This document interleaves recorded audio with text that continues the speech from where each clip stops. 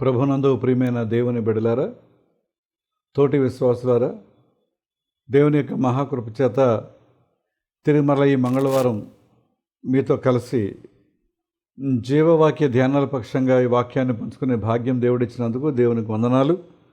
వింటున్న వీక్షిస్తున్న మీ అందరినీ కూడా నేను అభినందిస్తూ మీకు కూడా నేను నా శుభాలు అందిస్తున్నాను. మీరు వింటున్నారు, వీక్షిస్తున్నారు, కొంతమందికి క్రొత్త వారికి పరిచయం చేస్తున్నారు, అభినందిస్తూ ఈరోజు మన యొక్క ధ్యానవాక్య భాగంగా మత్తయి సువార్త 22వ అధ్యాయం 15వ వచనం చదువుకుందాం. అప్పుడు పరిసయ్యులు వెళ్ళి మాటలలో ఆయనను చిక్కుపరచవలనని ఆలోచన చేయుచు అప్పుడు పరిసయ్యులు వెళ్ళి మాటలలో ఆయనను చిక్కుపరచవలనని ఆలోచన చేయుచు ప్రార్థన చేసుకుందాం. కృపగలిగిన మా తండ్రి, మీ వాక్యాన్ని ధ్యానిస్తున్నాం. నా నోటి మాటలు మా అందరి హృదయ ధ్యానములు మీ దృష్టికి అంగీకారయోగ్యంగా చేయమని యేసు నామమును అడుగుచున్నాం తండ్రి, ఆమేన్. ప్రియులారా, ఈరోజు మనం వినే వాక్యానికి తాపత్రయం దేనికి అనే చిన్న క్యాప్షన్ పెట్టుకుందాం. తాపత్రయం దేనికి? పరిసయ్యులు యేసు ప్రభువుని మాటలలో చిక్కుపరచాలని అనుకుని ఆయన దగ్గరికి వెళ్తున్నారు. ప్రియులారా, చాలాసార్లు మన జీవితాల్లో ఈ పొరపాటు దొరుకుతూ ఉంటుంది. పొరపాటనే అంటున్నాను నేను ఈ మాట. ఏంటంటే ఎదురువారి కంటే నేను చాలా గొప్పవాడిని, గొప్ప వ్యక్తిని, నేను వాళ్ళకి ఏ రకంగా కూడా తీసిపోయే వ్యక్తిని కాదు, ఇంకా నాలో ఉన్న క్వాలిఫికేషన్స్ ఇవన్నీ జ్ఞాపకం చేసుకుని I'm so better than them అనే ఒక ఆలోచనతో మనం ముందుకు వెళ్తూ ఉంటాం. కానీ చివరికి అది మనల్ని ఎక్కడికి తీసుకువెళ్తుంది, చివరికి మన పరిస్థితి ఏమవుతుంది అనే దాని మీద కొంచెం మనం మనసు పెడితే మంచిది. ఇది మత్తయి సువార్త 22వ అధ్యాయం 15వ వచనం చదువుకున్నామండి. ఈ వెళ్ళిన వాళ్ళు ప్రభుని మాటలలో చిక్కుపరచాలని వెళ్ళిన వాళ్ళు ప్రభుతో మాట్లాడుతూ 16వ వచనం చూడండి. క్రీస్తును వారు పొగుడుతున్నారు. ఎలాగా? నీవు సత్యవంతుడవై ఉండి దేవుని మార్గము సత్యముగా బోధించుచున్నావనియు, నీవు ఎవరిని లక్ష్య పెట్టవనియు, మోమాటము లేనివాడవనియు ఎరుగుదుము. ఒకసారి ఇక్కడ ఆలోచించండి. వాళ్ళన్న మాటలో నీవు సత్యవంతుడవై ఉండి దేవుని మార్గమును సత్యముగా బోధించుచున్నావనియు, నీవు ఎవరిని లక్ష్య పెట్టవనియు, మోమాటము లేనివాడవనియు ఎరుగుదుము. ఎన్ని మాటలు వాడారో చూడండి. ఇన్ని మాటలు వాడుతూ ఇంత పొగడుతూ ఇప్పుడు ఆయన మాటల్లో చిక్కుపరచడం ఏంటి అంటే నీ మాటలు బోస్టింగా, వేషధారణతో కూడిన మాటల, లేకపోతే నీ మాటలు దాన్ని ఏమని అర్థం చేసుకోవాలి? నువ్వు ఎందుకు వెళ్ళావు, ఎందుకు వెళుతున్నావు, ఏం మాట్లాడుతున్నావు? ప్రియమైన దేవుని బిడ్డలారా, దేవుని ఎరిగినటువంటి బిడ్డలుగా, విశ్వాసులుగా మన మాటను గురించి మనం జాగ్రత్త వహించాలండి. మన మాట ఒకవేళ మనకి తీర్పు చెప్తే, మన మాట వల్లనే మనం తీర్పులోనికి వెళితే అప్పుడు ఎవరు మన పక్షంగా మాట్లాడతారు, ఎవరు మన పక్షంగా వాదిస్తారు, ఎవరు మన పక్షంగా సాక్ష్యం పలుకుతారు? ఒకవైపు మన మాటే మన మీద సాక్ష్యం పలుకుతూ ఉండగా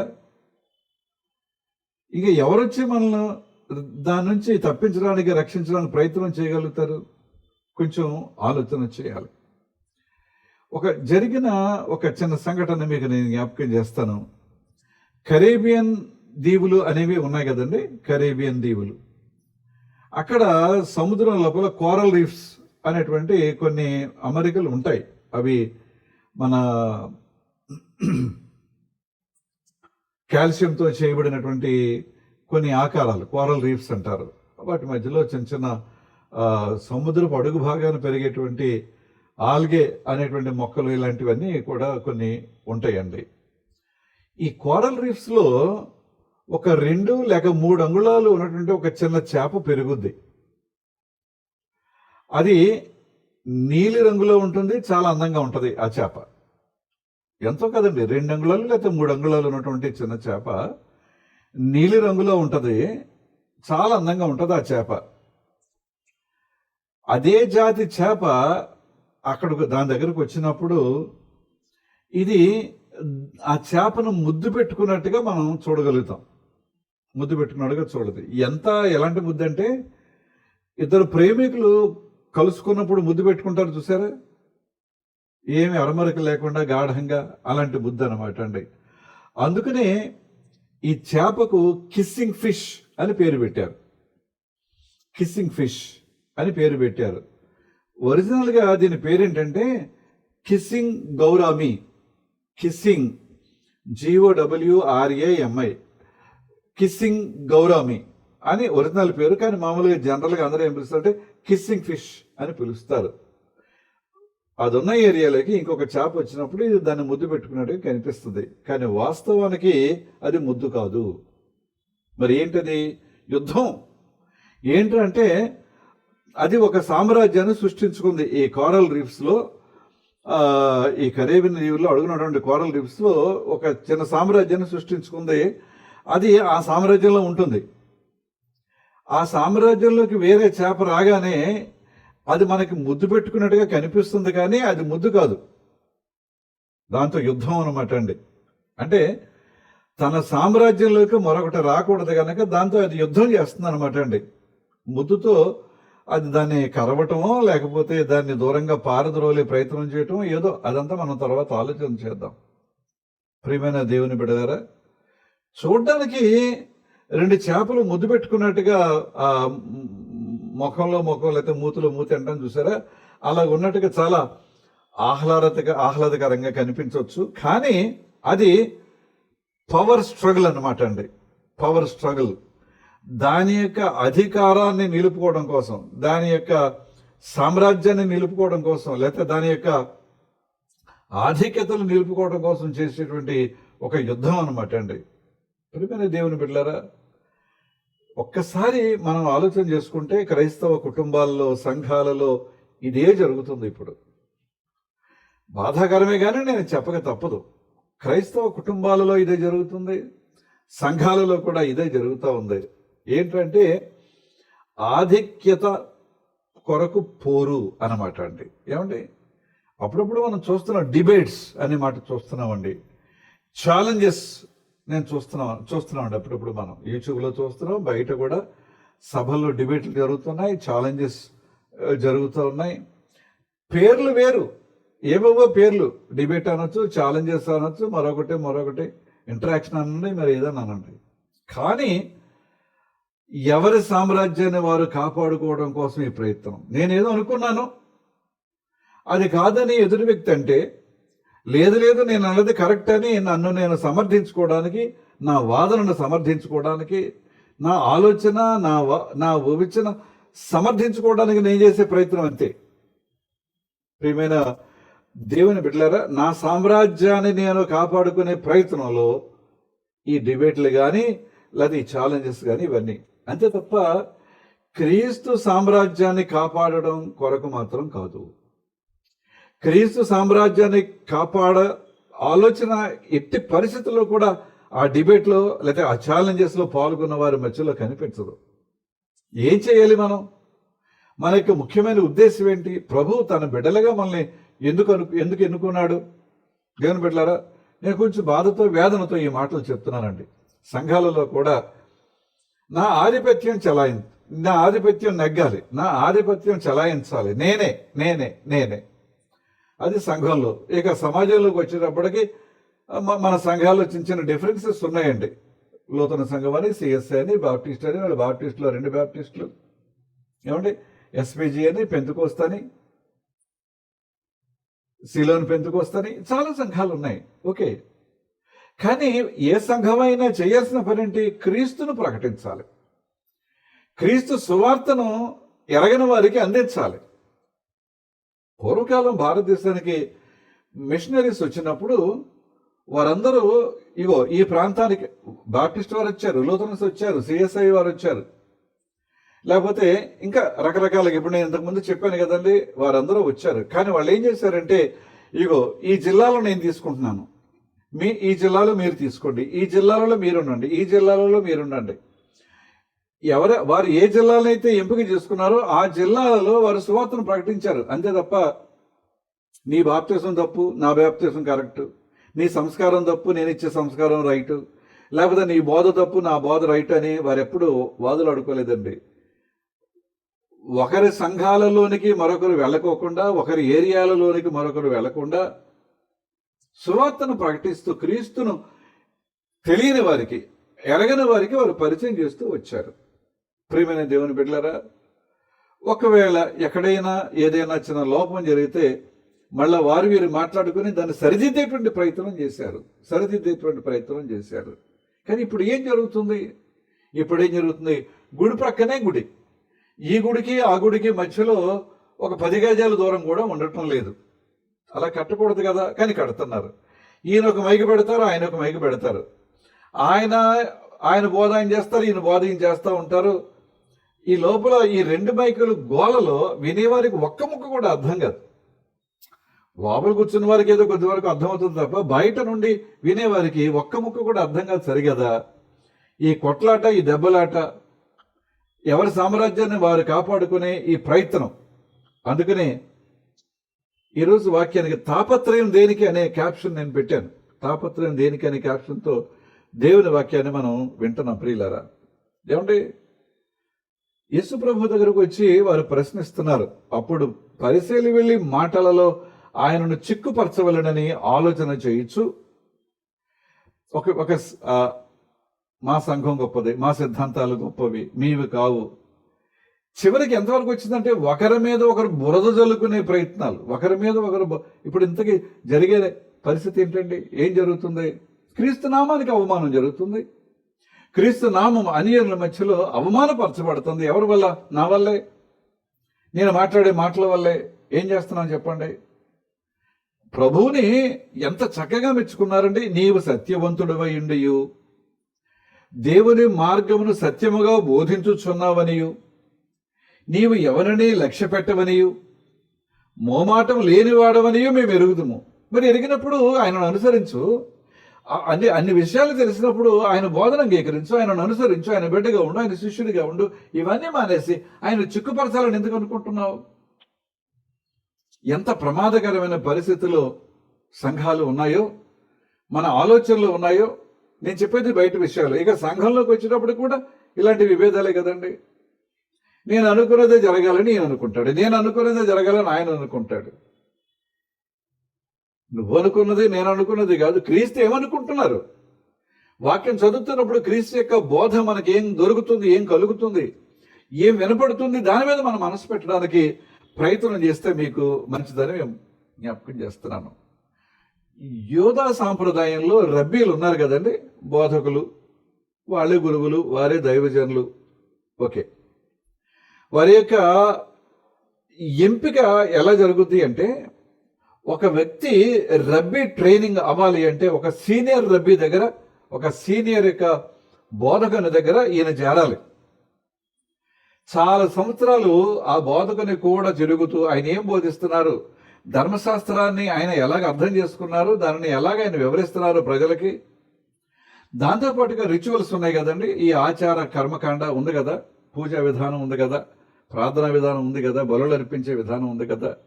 ఈ రిచువల్స్ అన్ని కూడా ఎలా చేస్తున్నాడు అనేది చూడాలి, నేర్చుకోవాలి. చాలా సంవత్సరాలు ఈ శిష్యర్కం చేయాలి ఒక సీనియర్ రబ్బీ దగ్గర. అంతే, అదొక ట్రైనింగ్ అనమాట అండి. ఆ తర్వాత ఆయనకి అపాయింట్మెంట్ అనేది ఇవ్వబడుతుంది. అపాయింట్మెంట్ ఎవరిస్తారు? సన్హెద్రిన్ సభ, యూదుల యొక్క సుప్రీం కోర్ట్ ఆయనకి అపాయింట్మెంట్ ఇస్తారు. ఆయనకు అభిషేకం అప్పుడే ఇస్తారు. మరొక యాజకుడిగా ఉండడానికి, లేకపోతే ఒక రబ్బీగా ఉండడానికి ఒక అభిషేకం జరుగుతుంది. ఏమండి, ఇదంతా కూడా ఈ ట్రైనింగ్ అవటం కానీ మరొకటి కానీ ఇదంతా కూడా ఈ సన్హెద్రిన్ సభ అధ్యక్షతన వారి యొక్క పర్యవేక్షణలో మాత్రమే జరుగుద్ది. బయట వారు ఎవరో కూడా అందులో వేలు పెట్టడానికి వీల్లేదు.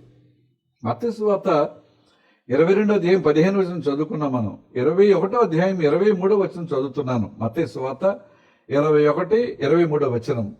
ఆయన దేవాలయంలోనికి వెళ్ళి బోధించుచుండగా ప్రధాన యాజకులు, ప్రజల పెద్దలు ఆయన యొద్దకు వచ్చి, చూడండి ఎవరెవరు వచ్చారట? ప్రధాన యాజకులు వచ్చారట.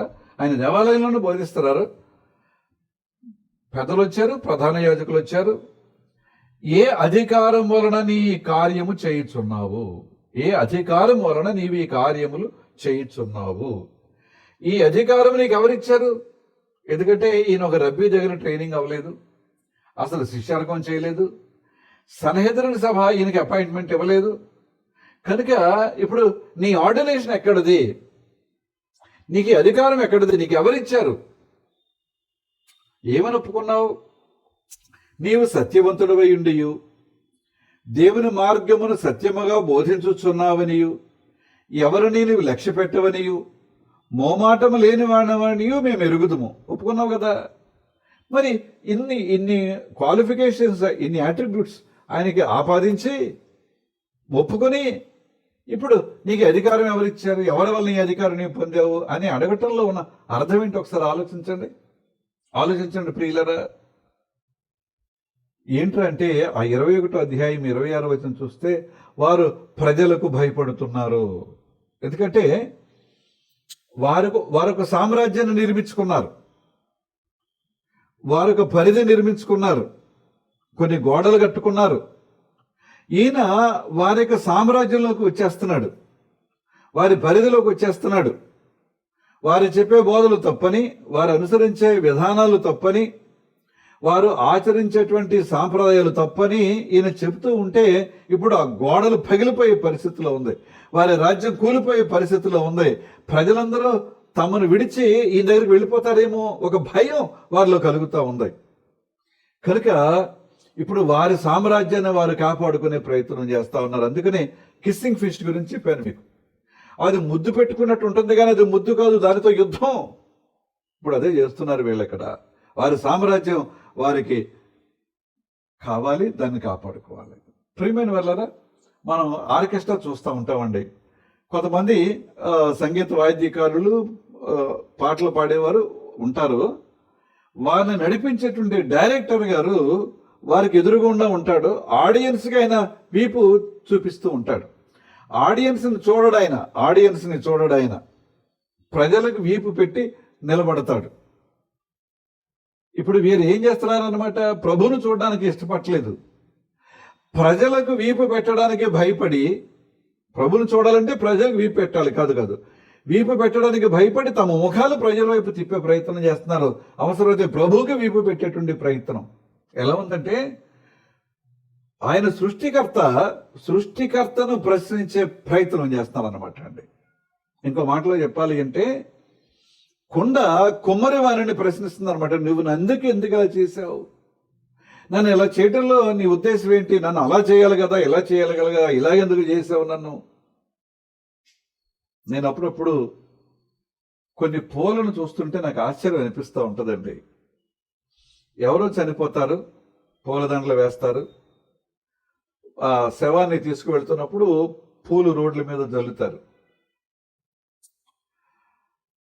ఈ పూలదండలు, ఆ విడి పూలు, పూల రేఖలు ఒక చోట అమ్ముతూ ఉంటారు. అక్కడికే వెళ్ళి ఒక వ్యక్తి కొన్ని పూలు కొంటాడు, కొన్ని దండలు కొంటాడు, అవి తీసుకొచ్చి దేవుని ఫోటోకు ఆ దండలు వేస్తాడు, లేకపోతే దేవుని దగ్గర కొన్ని పూలు జల్లుతాడు. ఇంకొక వ్యక్తి అదే పూలు తీసుకెళ్లి ఒక వ్యక్తిని గౌరవించే ప్రయత్నంలో ఆ వ్యక్తికి దండేస్తాడు, వారి మీద ఈ పూలు కొన్ని జల్లుతారు. చూడండి, పూలవే కొన్ని ఇంత దీనంగా, హీనంగా ఒక శవానికి అలంకారంగా, శవపేటికకు అలంకారంగా దారి పొడుగుతున్న జల్లుకుంటూ వెళితే దాని మించి ప్రజలు నడుచుకుంటూ వెనకాల వెళ్ళేలాగా, కొన్నేమో ఒక గొప్ప వ్యక్తి మెడలో హారంగా, కొన్నిసార్లు కొన్ని పూలేమో దేవుని పటానికి దండలుగా. ఎప్పుడైనా ఆ పువ్వు నన్ను ఎందుకలా చేసేవని ప్రశ్నించిందండి? దేవుని తెలుసు, ఒక్కొక్కరిని ఒక పని కొరకు నిర్మిస్తారు, ఒక్కొక్కరిని ఒక పని కొరకు ఆయన ఆవిష్కరిస్తారు, ఒక్కొక్కరిని ఒక పని కొరకు ఆయన ఆర్డైన్ చేస్తారు. దానిని నెరవేర్చే ప్రయత్నం మనం చేయాలి తప్ప ఏంటి డిబేట్లు దేనికి? ఈ డిబేట్లు దేనికి? ఈ ఛాలెంజెస్ దేనికి? దేని గురించి చేస్తున్నావు? నేను చూస్తున్నాను, త్రిత్వాన్ని గురించి అర్థం చేసుకోలేక, దాన్ని వివరించలేక, అంగీకరించలేక సతమతం అయిపోతూ నలుగురిలో నవ్వులు పాలైపోతున్నటువంటి సేవకులు నేను చూస్తున్నాను. ఆలోచించు, నువ్వేం చేస్తున్నావు, నువ్వేం చెప్తున్నావు, అది ఎంతవరకు సమంజసం? నీ ప్రభావం సంఘం మీద, సమాజం మీద ఎంత చూపిస్తుందో నీకు అర్థమవుతుందా? నలుగురిలో, ప్రజలలో దేవుని నామం అవమానించబడుతుంది, నవ్వులు పాలవుతుందనే ఆలోచన, జ్ఞానం ఉందా? అలాగే కుటుంబాలలో నా ప్రభావం, నా ప్రతిభ, లేకపోతే నా పరపతి పెరగాలి కనుక మిగతా కుటుంబ సభ్యులందరినీ కూడా నేను ప్రక్కన పెట్టి ఇగ్నోర్ చేసి వాళ్ళందరినీ తొక్కిపెట్టి నేను ఒక్కడనే నా పొజిషన్ కాపాడుకోవడానికి ఎంతకాలం కాపాడుకుంటావు? నీ పొజిషన్ ఎంతకాలం కాపాడుకుంటావు? దేవుడు పిలిస్తే ఈ పొజిషన్స్ వదిలిపెట్టి వెళ్ళిపోవాలి కదా. అది సంఘమైన, సమాజమైన, కుటుంబమైన కానీ వెళ్ళిపోవాలి కదా. అప్పుడు ఏమవుతుంది? ఏం జరుగుద్ది? ఒకసారి ఆలోచించావు ప్రియమైన దేవుని బిడ్డలారా. ఏమండి, క్రీస్తు యొక్క బోధలు వారికి అక్కర్లేదు, ఆయన చేసే అద్భుతాలు వారికి అక్కర్లేదు. కానీ వారికి ఏం కావాలంటే నీకు ఈ అభిషేకం ఎవరిచ్చారు, నీ ఆర్డినేషన్ ఎవరిచ్చారు, అది కావాలి వారికి. ప్రియమైన దేవుని బిడ్డలారా, మనం అందరం కూడా నల్ల కళ్ళద్దాలు వాడతాం కదండి, కూలింగ్ గ్లాసెస్ వాడతాం కదా. ఎందుకోసం? వెలుగు చూడలేక, అంతే కదా. కూలింగ్ గ్లాసులు ఎందుకు వాడతారంటే బడాయి కోసమో లేకపోతే ఫ్యాషన్ కోసమో కాదండి. మెయిన్, ఒకవేళ ఫ్యాషన్ కోసం పెట్టుకునే వాళ్ళు పెట్టుకుంటే పెట్టుకోవచ్చు, బడాయి కోసం పెట్టుకునే వాళ్ళు పెట్టుకోవచ్చు, అది ఒకళ్ళిద్దరు ఉంటారు. కానీ మిగతా వాళ్ళందరూ కూడా వెలుగును చూడలేకే కదా. క్రీస్తు అనే వెలుగును చూడగలిగే ధైర్యం నీకు ఉండాలి. క్రీస్తు అనే వెలుగును చూడగలిగే దమ్ము నీకు ఉండాలి. కళ్ళద్దాలు పెట్టుకుని ఆ వెలుగును మసకబార్చే ప్రయత్నం చేస్తే క్రీస్తు మసకబారడండి. క్రీస్తు తన వెలుగును కోల్పోడైనా ఆ వెలుగును తగ్గించగలిగి, వెలుగును ఆర్పగలిగే శక్తి ఎవరికే లేదు. కానీ ఆయన ఏం చెప్పారంటే, మీరు లోకానికి వెలుగు అయి ఉన్నారు. నేను ఎలాగో వెలుగు, కానీ మిమ్మల్ని కూడా లోకానికి వెలుగుగా ఉండడానికి నేను ఉద్దేశిస్తున్నాను, నేను ఆలోచిస్తున్నాను, ఆ అభిషేకం మీకు ఇస్తున్నాను. మీరు లోకానికి వెలుగుగా ఉండండి, ఉన్నారు అనే మాట ఆయన పలికితే నలకలద్దాలు పెట్టుకుని బైబిల్ చదవలేక, అర్థం చేసుకోలేక, గ్రహించలేక, అందులో ఉండే తాత్పర్యాన్ని తెలుసుకోలేక నీ ఇష్టానుసారంగా వ్యాఖ్యానం చేసి, నీ ఇష్టానుసారంగా అర్థం చేసుకుని, నీకున్న బలహీనతలు బైబిల్లో ఉన్న కొన్ని విషయాలు చదువుకుని ఆ బలహీనతలు బైబిల్లో ఉన్నాయి కనుక నేను పర్వాలేదు, ఐఎమ్ ఎ బెటర్ ఫెలో అని నేను నువ్వు సమర్థించుకుని తప్పుదారులకు పెడుతున్నావేమో. ఆలోచన చేద్దాం ప్రియులరా. ఏమండి, లోక సంబంధంగా చాలా విషయాలు సాధిస్తామండి, ఘనతలు సాధిస్తాం. శాశ్వతం అంటారా? అవి కొద్ది కాలం తర్వాత అవి మరుగున పడిపోతాయండి. అప్పుడప్పుడు శంకుస్థాపన జరిగిన శిలాఫలకాలు మనం చూస్తూ ఉంటామండి. కొంతకాలం అయిన తర్వాత ఆ శిలాఫలకం వేశారు, కానీ అక్కడ అనుకున్నది ఏది కన్స్ట్రక్షన్ జరగలేదు. ఈ లోపల అవి ఒరిగిపోవటం, విరిగిపోవటం, ముక్కలైపోవటం, లేకపోతే ఒక్కొక్కసారి అవి అక్కడి నుంచి తీసివేయబడటం చూస్తామండి. ఎందుకా శిలాఫలకం? శిలాఫలకం మీద పేరెందుకు? ఆ వేళ గొప్పగా చెప్పుకున్నాను, కానీ జ్ఞాపకం చేసుకో, నీ పేరు పరలోకంలో వ్రాయబడాలి, పరలోకంలో లిఖించబడాలి. నీవు చేసిన పరిచర్య పరలోకంలో అది ప్రశంసించబడాలి. అది జ్ఞాపకం చేసుకుందాం. అంతే తప్ప ప్రభువునే శంకించి, ప్రభు వాక్యాన్ని శంకించి, ప్రభు వాక్యాన్ని అర్థం చేసుకోలేక, గ్రహించలేక, అందులో ఉండే సత్యాన్ని తెలుసుకోలేక తప్పుదారికి వెళ్ళే ప్రయత్నం చేయొద్దండి దేవుని బిడ్డలారా. నేను ఈ మాట కొంచెం బాధతో అని చెప్తా ఉన్నానండి. ఏమండి, ముఖస్థుతి యేసు ప్రభుకి ఇష్టం లేదు. ఎన్ని మాటలు మాట్లాడారండి వాళ్ళు? నీవు సత్యవంతుడు అయ్యండి, దేవుని మార్గము సత్యముగా బోధించుచున్నావని, నీవు ఎవరిని లక్ష్య పెట్టవని, మొహమాటం లేనివాడవని. ఫ్లాటరింగ్. ఆయనకు ముఖస్థుతి అక్కర్లేదు. ఏమండి, ఈ ముఖస్థుతిని ఒక ఆయన ఏమన్నాడంటే నైపుణ్యంతో కూడినటువంటి అవిధేయత అని అన్నాడండి. ముఖస్థుతిని నైపుణ్యంతో కూడిన అవిధేయత అని ఒక ఆయన. ఇది అనీతి, వద్దు. ప్రభుకి వాస్తవాలు కావాలి, ముఖస్థుతి ఆయనకు అక్కర్లేదు. అందుకని 12వ కీర్తన 3వ వచనం చూస్తే, యెహోవా ఇచ్చకములాడు పెదవులన్నిటిని, బింకములాడు నాలుకలన్నిటిని కోసివేయును అని అన్నాడు. సామెతల గ్రంథం 28వ అధ్యాయం 33వ వచనం, నాలుకతో ఇచ్చకములాడు వాని కంటే నరులను గద్దించువాడు తుదకు ఎక్కువ దయ పొందును అని అన్నాడు. ఏది మంచిది, ఏది మీరు ఫ్లాటింగ్ అవసరమా? ఏమండి, ఇన్ని మాటలు దేవుని గురించి పలికి యేసుక్రీస్తుని గురించి పలికి ఆయనను మాటలలో చిక్కించుకోవాలని ఎవరి తరమండి? ప్రభుని మాటలలో ఇరికించడం, చెక్కించుకోవడం ఎవరి తరం? ఆయన సృష్టికర్త అండి. ఇక్కడ నువ్వు అనవసరమైనటువంటి ఛాలెంజెస్, డిబేట్లు పెట్టుకుని నువ్వు ఏమైనా సాధించగలవా? ఏమైనా నువ్వు చూపించగలవా? వృధా ప్రయత్నం. దేవుని నామాన్ని అవమానపరుస్తున్నావు. యెహోవా తన నామమును వ్యర్థముగా ఉచ్చరించు వారిని నిర్దోషిగా ఎంచడం, దోషిగా ఎంచుతాడని మనం ఆజ్ఞలో ఆజ్ఞ జ్ఞాపకం చేసుకుంటున్నాం కదా. మర్చిపోతున్నావా ఆ విషయాన్ని? ప్రియమైన దేవుని బిడ్డలారా, చాలా తీపి మాటలు మాట్లాడారు, కానీ వారి ఆలోచనలు, దుర్మార్గాలు, వారి యొక్క క్రియలు బహు కుటిలంతో కూడినటువంటి క్రియలుగా ఉన్నాయి. జాగ్రత్త, జాగ్రత్త ప్రియులరా. పిడిబాకు అనేది పూర్వకాలం రాజుల దగ్గర ఉండేదండి. అంటే పిడిబాకు అంటే దాని పిడి గుప్పెట్లో ఇముడుతుంది, చిన్న చిన్న బాకు ఉంటుంది. అది ఆత్మరక్షణ కోసం వాడతారు. ఓకే, మంచిదే. ఆ పిడి నిండా వజ్రాలు, రత్నాలు, మణులు, మాణిక్యాలు పొదుగుంటాయి. చూడడానికి అబ్బో ఎంతో అందంగా ఉంటుంది. కానీ అది చేసే పని ఏంటి చెప్పండి? చంపడానికి మాత్రమే కదా అది వాడేది. పేరుకు తను తాను కాపాడుకోవడానికి, లేకపోతే తన యొక్క క్షేమం కోసం అని అంటారు. కానీ ఎదురు వ్యక్తి దాడి చేసినప్పుడు దీంతో ఏం చేస్తారు? అయ్యా, దేవుడికి అది కావాలండి. ఈ లోపల ఆ 22వ అధ్యాయంలోకి వచ్చేటప్పటికి మళ్ళా 24, 28 వచ్చిన మనం చూస్తే అక్కడ సద్దూకయ్యులు వారి యొక్క ప్రమేయం మనం చూస్తాం. ఈ సద్దూకయ్యులు ఎక్కువగా గ్రీకు ఫిలాసఫీని ఇష్టపడేవారు, గ్రీకు ఫిలాసఫీ మీద నమ్మకం ఉంచిన వారు. ఏమండి, ధర్మశాస్త్రం పాతది, ముసలిదైపోయింది అని వారు భావిస్తున్నారు ధర్మశాస్త్రాన్ని. యేసు ప్రభువారు దేవాలయాన్ని శుద్ధీకరించిన సంఘటన మనందరికీ తెలుసు కదండి. అక్కడ దేవాలయ ప్రాంగణంలో వర్తక వ్యాపారాలు చేసేవారందరూ ఈ సద్దూకయ్యులే, పరిసయ్యులు కాదు, మిగతా యూదులు కాదండి, కేవలం ఈ సద్దూకయ్యులే. ఇప్పుడు క్రీస్తును మాటలలో ఇరికించి ఆయనను ఓడించి పంపించేస్తే వారి వ్యాపారానికి ఇబ్బంది లేదు. ఎందుకంటే ప్రభువారు తన సేవ ప్రారంభంలో ఒకసారి దేవాలయాన్ని శుద్ధీకరించారు.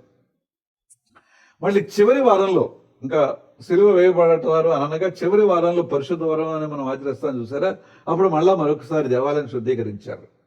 అప్పుడు ఇప్పుడు కూడా నష్టపోయింది వీళ్ళే, సద్దూకయ్యులే. ఎందుకంటే దేవాలయం శుద్ధీకరించే పరిస్థితుల్లో పశువులను తోలివేసి, గొర్రెల మేకలను తోలివేసి, పావురాలు అమ్మవారితో వాటిని పట్టుకుమంటారు దూరంగా అని చెప్పి, రోకలు ఎక్స్చేంజ్ చేసేటువంటి కౌంటర్స్ అన్నింటిని పడగొట్టి రోకలను చల్లాచెదరు చేస్తే ఎంత నష్టం కలిగింది వాళ్ళకి.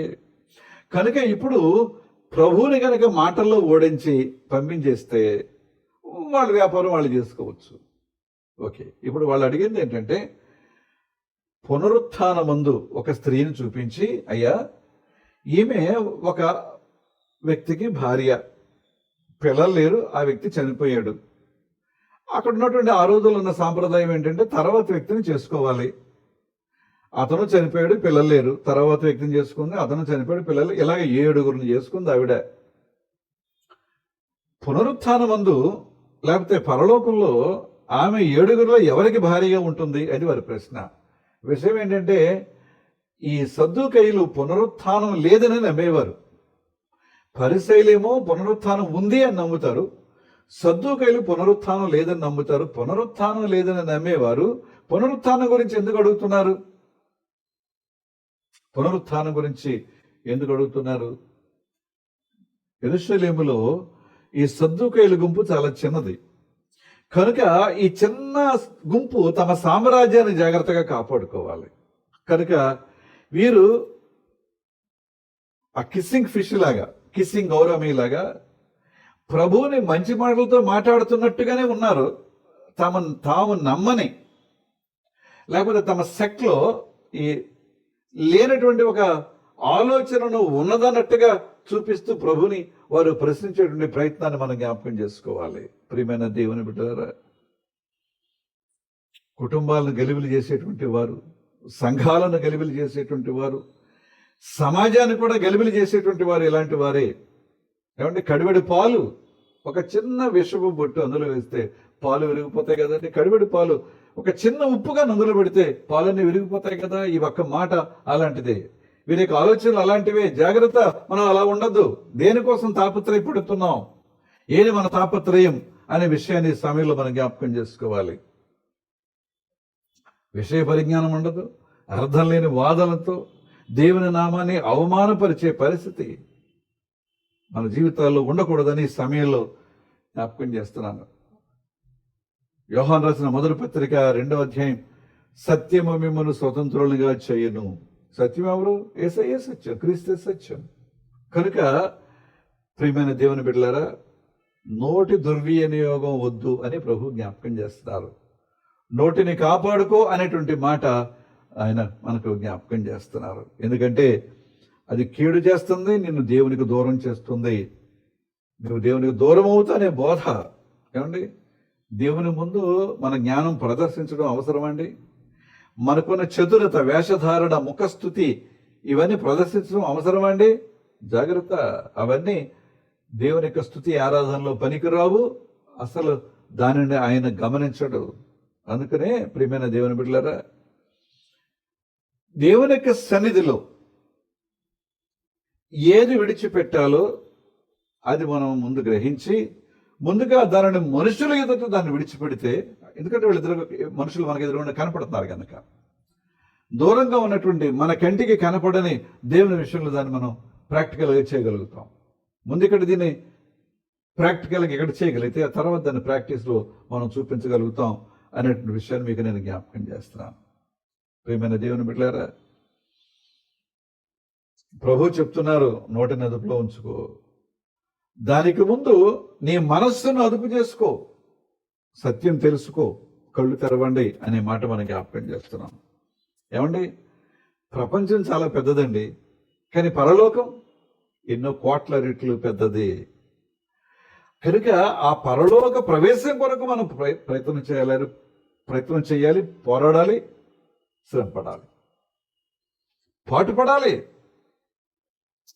దేవుని విషయంలో బహు జాగ్రత్తగా ఉండి మన కుటుంబం, మన చర్చి, మన సంఘం, సమాజంలో ఉన్నటువంటి ఈ కుటిలమైన మాటలు, పలుకులు, ములుకుల్లా వాకుల్లా గుచ్చి పొడిచేటువంటి మాటలను దూరంగా ఉంచుకుని, అందుకనే 145వ కీర్తన 18వ వచనం చక్కని మాట, తనకు మొరపెట్టి వారందరికీ, తనకు నిజముగా మొరపెట్టి వారందరికీ యెహోవా సమీపముగా ఉన్నాడు.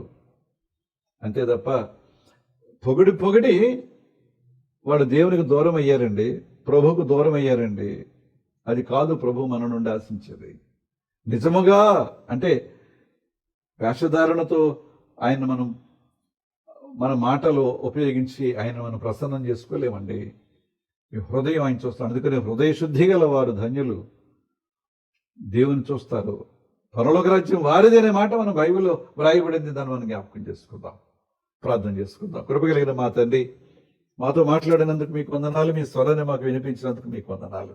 నాయన, పెద్ద పెద్ద పదాలతో, మాటలతో, లేకపోతే వాక్యాలతో, రకరకాల మాకున్నటువంటి చాతుర్యంతో మిమ్మల్ని మేము పొగట్టడం కాదు, కానీ మా హృదయం ఎలా ఉంది తండ్రి, మా హృదయ స్పందన ఎలా ఉంది, సంఘం, సమాజం, కుటుంబంలో మా ప్రవర్తన ఎలా ఉంది, మా మాటలు తోటల్లాగా పనిచేస్తున్నాయా, లేకపోతే మా మాటలు కట్టివిగా ఉన్నాయా, మమ్మల్ని మేము సరి చేసుకోవడానికి మీరు ఇచ్చిన వాక్యం కొరకే వందనాలు.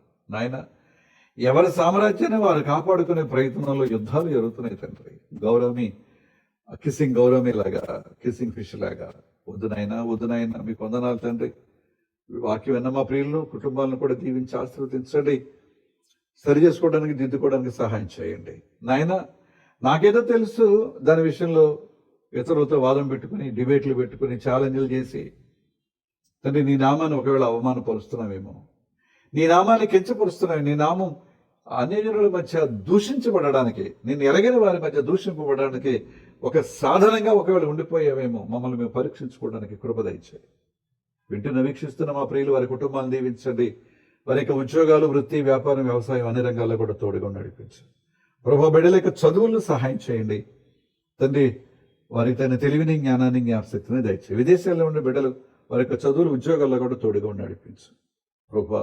బలహీనతలు ఉన్నాయి, అనారోగ్య పరిస్థితులు ఉన్నాయి, కాలమాన ప్రభావాల వల్ల కలిగేటువంటి అనారోగ్య పరిస్థితులు ఉన్నాయి. వీటన్నిటిలో కూడా మీరే మీ కాపుదల దయచేయండి. ప్రతి సంఘాన్ని దీవించండి. సంఘాల్లో ఉండే బిడ్డలు, కుటుంబాన్ని ఆశీర్వదించండి. ప్రతి ఒక్కరూ నీ వాక్యానికి తలవంచి ప్రభు నీ వాక్యాన్ని శిరస్సు వహించి దోసులకి ఆ వాక్యాన్ని స్వీకరించుకొని ఆ వాక్య ప్రకారం నడవడానికి తగిన శక్తి దయచేయమని ప్రార్థన చేస్తూ మరొక మంగళవారం కలుసుకొని ప్రార్థించేంత వరకు మీ కృపాక్షేమములు మా అందరి వెంట రానిమ్మని, మా రాష్ట్రాన్ని దేశాన్ని దీవించండి, రాష్ట్ర నాయకుల అధికారులు దేశ నాయకుల అధికారులపై కృపకుమరించమని. నేను సోదరుడు మమ్మల్ని శోధిస్తున్నప్పుడు వారిని జయించడానికి వాక్యమని ఆత్మ ఖడ్గాన్ని మాకు దయచేయమని యేసు నామమును అడుగుచున్నాం తండ్రి, ఆమేన్. పరలోకమందున్న మా తండ్రి, మీ నామం పరిశుద్ధపరచబడును గాక, మీ రాజ్యం వచ్చును గాక, మీ చిత్తం పరలోకమందు నెరవేర్చున్నట్లు భూమి యందు నెరవేరును గాక. మనిదనాహారం నేడు మాకు దయచేయము, మాడలో అపరాధం చేసిన వారి మేము క్షమించిన ప్రకారం అపరాధంలో క్షమించము, సోదరులను తేక కీడు నుండి తప్పించము. రాజ్యము శక్తి మహిమ నిరంతరము నీవే ఉన్నావు తండ్రి, ఆమేన్. మన తండ్రి అయిన దేవుని నుండి ప్రభు అయిన క్రీస్తు నుండి పరిశుద్ధాత్మ నుండి కృపయు సమాధానం మీ కలుగును గాక, ఆమేన్. మరొక మంగళవారం కలుసుకుందాం. అంతవరకు సెలవు.